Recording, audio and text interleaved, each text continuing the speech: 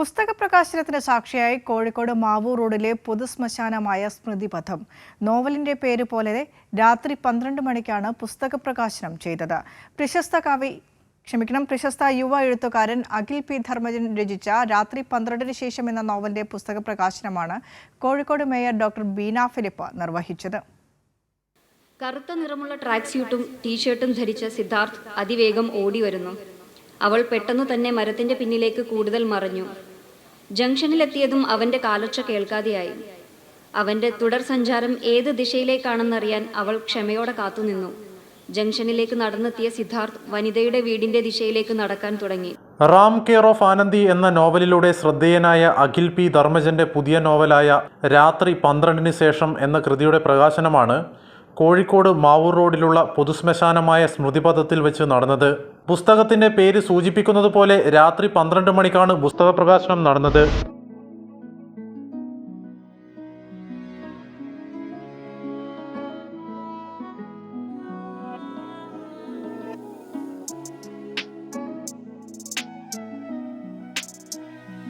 വായനയുടെ ലഹരിയിലേക്ക് എല്ലാവരെയും കൊണ്ടുവരാൻ അഖിൽ പി ധർമ്മജന്റെ കൃതികൾക്ക് കഴിയട്ടെ എന്ന് Kozhikode mayor doctor Beena Philip ആശംസിച്ചു.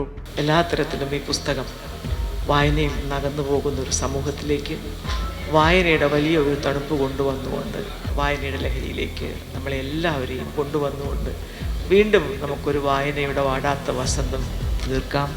പുസ്തകം ഇറങ്ങിയ ആദ്യ ദിനം തന്നെ 25,000 കോപ്പികൾ വിറ്റുപോയി. സന്തോഷം കൊണ്ട് ഒന്നും പറയാൻ സാധിക്കുന്നില്ലെന്ന് അഖിൽ പി ധർമ്മജൻ പറഞ്ഞു. ഇത്രയും പേരെ ഞാൻ ഒട്ടും പ്രതീക്ഷയില്ല. ഒരു ശ്മശാനത്തിൽ പ്രകാശനം ചെയ്യുമ്പോൾ ഇത്രയും പങ്കാളിത്തം ഉണ്ടാവുമെന്ന് വിചാരിച്ചില്ല. ഇതിവിടെ നിറഞ്ഞ ആൾക്കാർ നിൽക്കുകയാണ്. ഈ സമയത്തും ഉറക്കം നിന്നിട്ട് ആൾക്കാരെ എന്നെ സപ്പോർട്ട് ചെയ്യാനും എൻ്റെ ബുക്ക് വായിക്കാനും വാങ്ങാനും വന്നവരെ ഒരുപാട് നന്ദിയുണ്ട് എല്ലാവർക്കും. പരിപാടിയിൽ മുൻ MLA A Pradeep Kumar, AK Abdul Hakeem, KV Sasi, Nimna Vijay തുടങ്ങിയവർ പങ്കെടുത്തു. പൊതുവിടമായി വിഭാവനം ചെയ്തിട്ടുള്ള സ്മൃതിപഥത്തിൽ നടക്കുന്ന ആദ്യത്തെ സാംസ്കാരിക പരിപാടിയാണിത്.